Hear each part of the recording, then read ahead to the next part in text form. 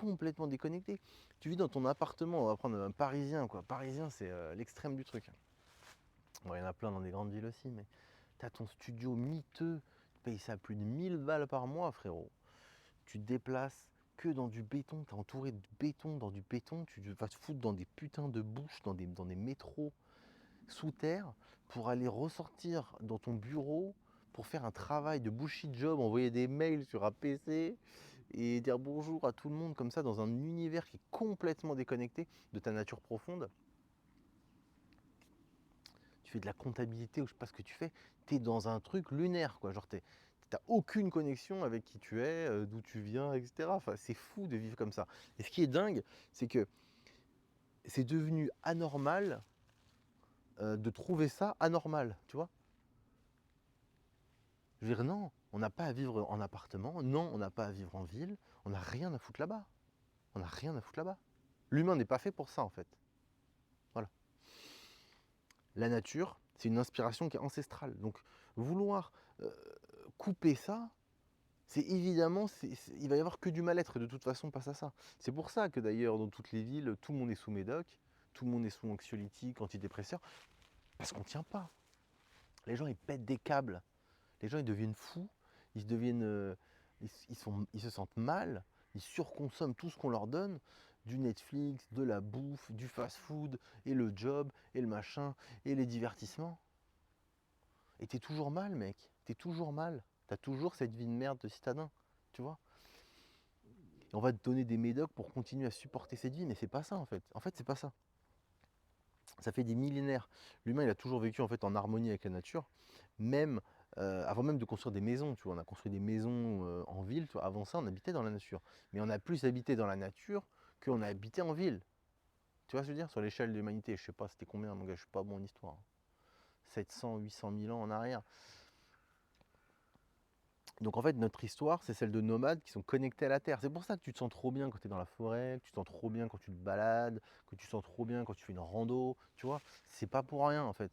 Quand tu coupes ton bois, ou quand tu fais tes stères, ou que tu as accès à la tronçonneuse et que tu sens l'odeur du copeau de bois, tu vois, ça là, il y a une connexion, il y a un truc qui se passe.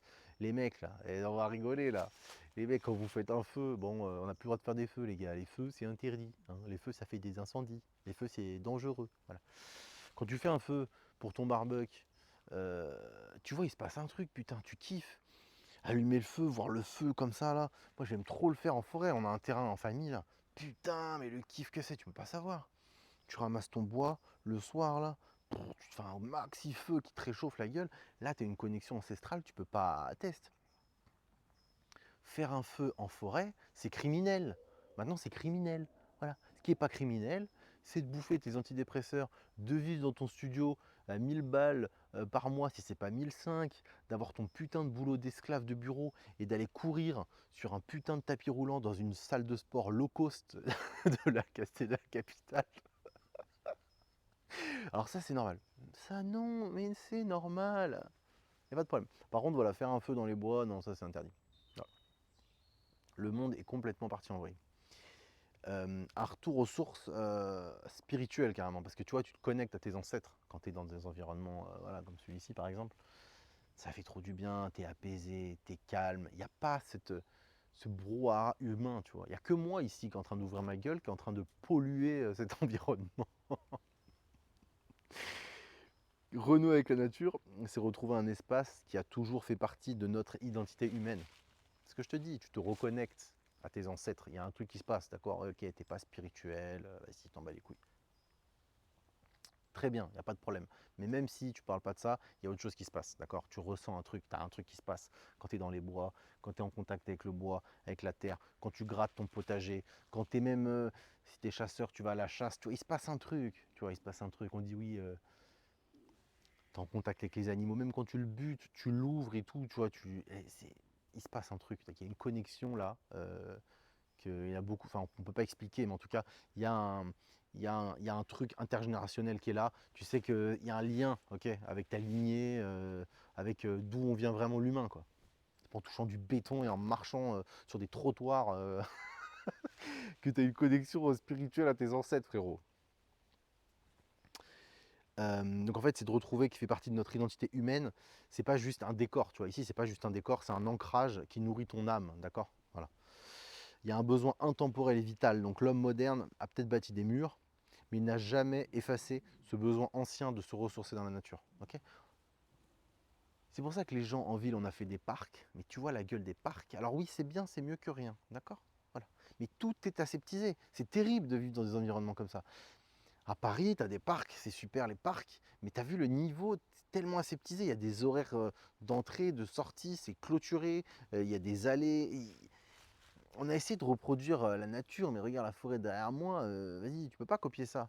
T'as beau faire de l'art, t'as beau architecte, je sais pas quoi, tu peux pas copier la nature. C'est trop stylé, c'est trop beau, c'est trop bien fait. C'est un retour à quelque chose de fondamental, au-delà de la vie sédentaire récente. En fait, si tu veux vraiment, moi je pense que tous ceux qui ont expérimenté de toute façon un mal-être certain en ville euh, vont trouver un apaisement dans la nature. En tout cas, testez. Si vous avez des galères, vous vous sentez mal, vous vous sentez mal psychologiquement, ça va pas, ou peu importe, de toute façon, on n'a rien à foutre en ville, d'accord? On n'a rien à foutre dans ce mode de vie-là. Donc en fait, c'est pour ça que tu vrilles. C'est pour ça qu'on vrille tous. On ne peut pas vivre dans des conditions comme ça.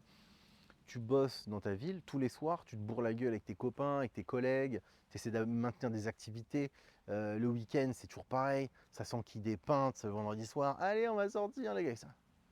C'est pour te déconnecter complètement de ta vraie personne, complètement de ton identité. On n'est pas fait pour cette vie en fait. On nous fait croire que c'est la vie qu'il faut. Tes parents t'ont dit va à l'école, aie un bon diplôme, suis ce chemin, va travailler 50 ans de ton existence. C'est super, achète ton appartement. 600 000 euros, mais c'est pas cher pour Paris. Un beau T2, ouh là là, qu'est-ce que tu vas être bien là-dedans. Voilà, en fait, alors oui, d'accord, il y a peut-être des gens qui se sentent bien, qui arrivent à faire autre chose, mais la plupart des gens, moi je pense que si tu as si un doute, ça va pas. Trouve du temps pour toi, ressource-toi. Va faire des randonnées, va marcher, va explorer la nature, va contempler, tu verras, ça va t'apaiser direct. C'est incroyable. À un moment donné, j'étais particulièrement mal et fallait carrément, non, c'est chaud, hein, j'avoue. Moi, je me suis trop cramé, tu sais, bon, j'ai déjà raconté dans les autres vidéos, mais tu sais, à un moment de ma vie, en gros, j'étais infirmier libéral, j'ai bombardé, j'arrivais jusqu'à 60 patients par jour. Donc, je sais pas si t'imagines, c'est un délire, hein, 60 patients par jour. Je prenais ma voiture, je partais chez moi, je m'arrêtais chez Mme Michu, je sortais de ma voiture, bonjour Mme Michu, je sonne, je rentre, je parle avec elle, je lui fais l'injection, je sors, je remonte dans ma voiture. Et je vais à l'autre patient. J'en avais 60 par jour. Voilà. Du coup, je faisais bien du fric, c'était cool. Au même moment, j'investissais dans l'immobilier, j'étais à fond. Donc en gros, je ne m'arrêtais pas de 5h30 jusqu'à 21h. J'étais à fond, téléphone, nanana, les clients, les machins, les patients. Ensuite, je devais gérer mon immobilier, les travaux, monter des cuisines, gérer les artisans, les trucs. Voilà, c'était chaud, je t'avoue. Voilà. Donc j'ai eu, voilà, aujourd'hui j'ai 4 appartes, j'ai réussi à investir, machin et tout, avec le libéral, avec la Suisse. Mais je me suis clairement cramé les ailes, frérot, c'était chaud. Du coup, voilà, pour revenir à ça, il y a un moment donné où j'étais tellement dans le mal que du coup, il fallait que je m'enferme dans la forêt, quoi. Genre, on a un terrain en famille, j'ai déjà dit, et du coup, je voulais plus sortir. Donc, je prenais le van, je me foutais là-dedans.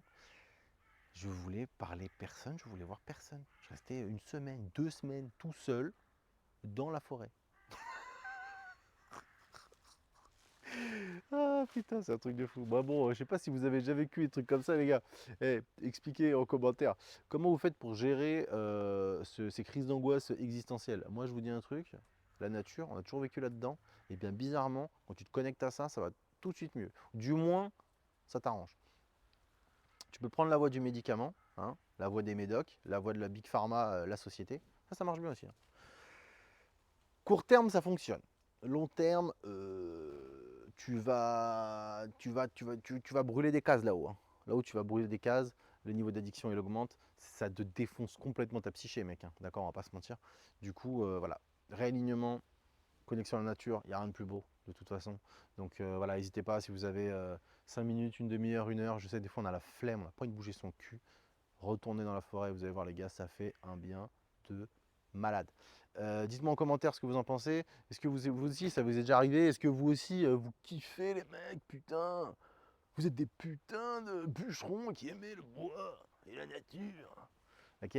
Dites-moi en commentaire. N'oubliez pas de t'abonner, mec. T'as vu toutes les belles conneries que je te raconte? Ce serait con de louper les prochaines histoires, mec. Putain. Allez, bisous les gars. Ciao.